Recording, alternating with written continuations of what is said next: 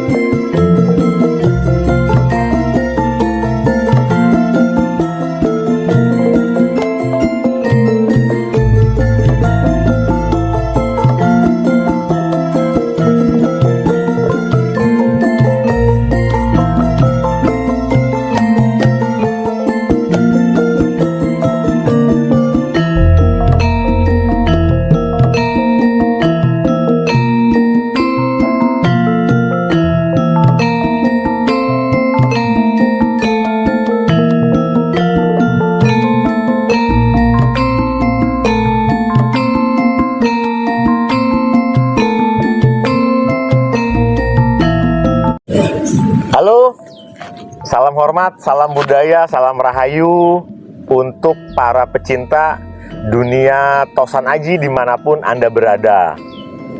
Rahayu semuanya. Pada kesempatan hari ini di tempat yang bersejarah di belakang saya adalah sebuah situs, namanya situs Gembirowati. Mungkin teman-teman sedunia Tosan Aji ataupun teman-teman di luar dari Tosan Aji yang memang melihat konten ini, adanya sebuah situs Gembirowati, pernah main kemari. Ini tepatnya adanya di daerah Gunung Kidul, Yogyakarta. Di sini tempat yang memang untuk sebuah berspiritual. Konon pada masanya tempat sebuah situs ini adalah sebuah pesanggrahan di mana Raja Yogyakarta yang kedua itu melakukan pertemuan dan juga istirahat terhadap sesama kerabat-kerabat kerajaan dan juga abdi-abdi dalam itu di sini. Jadi untuk merumuskan segala macam bentuk rencana dan juga harapan melakukannya di titik sini, yaitu Gembirowati. Oke? Baik, masuk ke dalam sebuah bab pembahasan dunia Tosan Aji, bahwasanya kita harus memahami dulu sebagai langkah dan juga sebagai pembentukan dasar bagi siapapun yang ingin memiliki sebuah pusaka, terutama keris ya. Jadi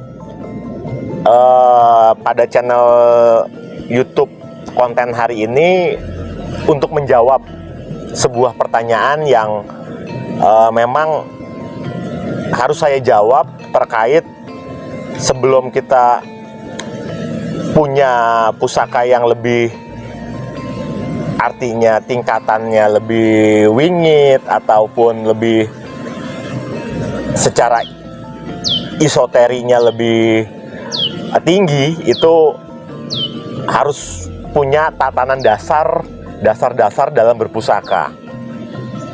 Nah, pada channel kali ini akan saya jawab apa sih dasar-dasaran pusaka wajib untuk dimiliki bagi orang yang ingin berpusaka. Contohlah sebuah bangunan, kita harus membuat sebuah pondasi dasar, yaitu tingkatan lobang-lobang cakar ayamnya, ataupun ini pondasinya harus memakai batu apa, agar cikal bakal bangunan tersebut mau tingkat 2, 3, 4 itu bangunannya tetap solid, tidak kalah oleh massa. Jadi perumpamaan terhadap bangunan itu seperti itu. Nah, baik, untuk menjawab semuanya, apa sih langkah-langkah untuk pondasi dasar?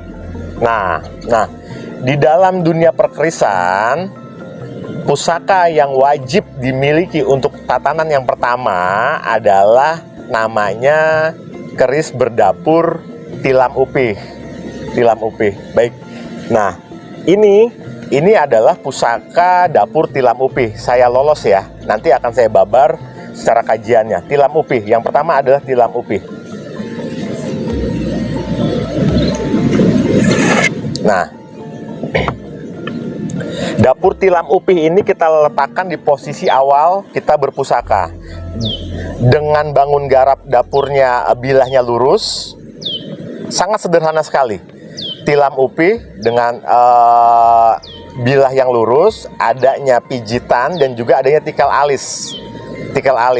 Jadi ini adalah pusaka wajib pertama dasar berpusaka, yaitu dapur keris tilam upih.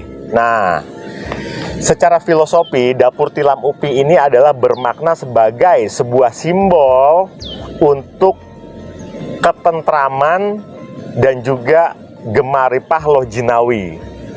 Jadi pusaka ini pembawaannya kalau secara rasa batin ini sangat adem sekali. Nah, memang Empu awal itu menyarankan, ataupun para leluhur-leluhurnya kita menyarankan bahwasanya pusaka berdapur tilam upih ini adalah tatanan nomor pertama. Jadi sebagai pondasinya tilam upih. Jadi perlu diingat, dapur tilam upih dengan bangun garap bilah lurus, adanya tikal alis dan juga pejetan. Udah, itu aja. Digandik juga polos aja, tidak adanya sebuah gerenengan di gonjo, seperti itu. Dapur tilam upih. Tilam upih ini banyak dibuat di setiap era, itu pasti akan ada dapur tilam upih karena sejatinya sebagai pondasi dasar. Tilam itu adalah kalau di dalam bahasa Jawa itu adalah alas tidur. Jadi bagaimana di dalam keharmonisan sebuah keluarga itu guyup rukun, gemaripah loh jinawi. Nah, ada pertanyaan juga, berarti pusaka ini didedikasikan hanya untuk yang sudah berkeluarga saja? Tidak juga. Jadi sebagaimana bila mana si pemiliknya itu belum menikah, ini juga sebagai pondasi yang awal. Jadi nggak apa-apa, tetap adanya dapur tilam upih. Siapa tahu dengan adanya tilam upih ini sebagai tatanan dan juga bisa pembentukan jika bakal nanti dia berkeluarga, kan bisa juga seperti itu. Tapi percayalah, doa-doa di sini ini semua dapur tilam upih itu untuk dari sisi kebaikan dan juga sebagai landasan faktor pembentukan dasar kita berpusaka. Ada juga yang bilang di dalam dunia perkerisan itu adalah adanya penyebutan ibunya keris, ibunya, yaitu dapur tilam upih. Ada juga, nggak apa-apa, karena memang posisinya pertama harus ada dia dulu sebelum adanya pusaka yang lain. Oke, dapur tilam upih. Nah, untuk pondasi yang kedua, yaitu saya ralat ya.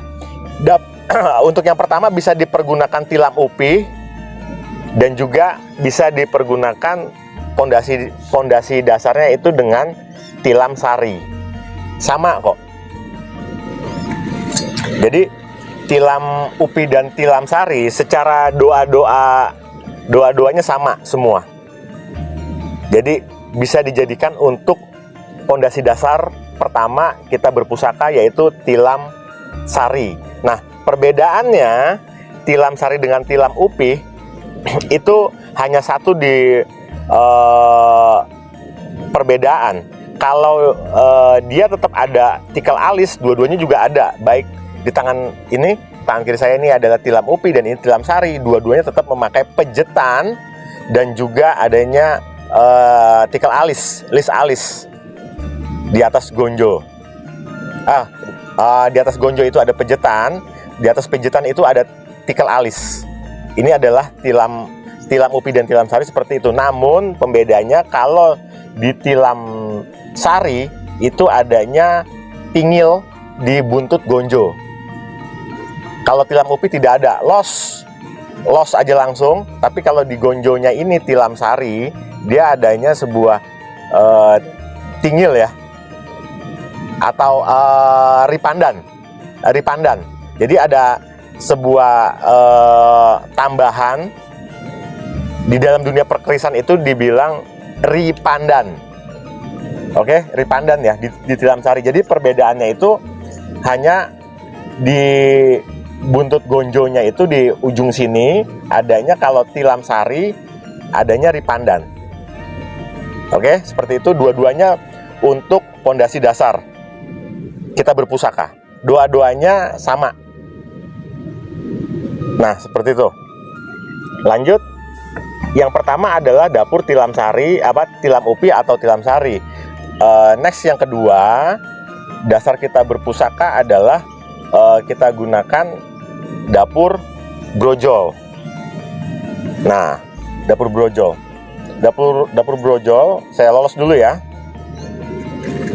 Nah, ini dapur brojol. Dapur brojol sangat sederhana lagi dalam karakter bilah ataupun jenisnya, ciri-cirinya.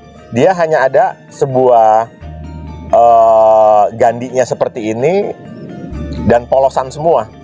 Tidak adanya apapun.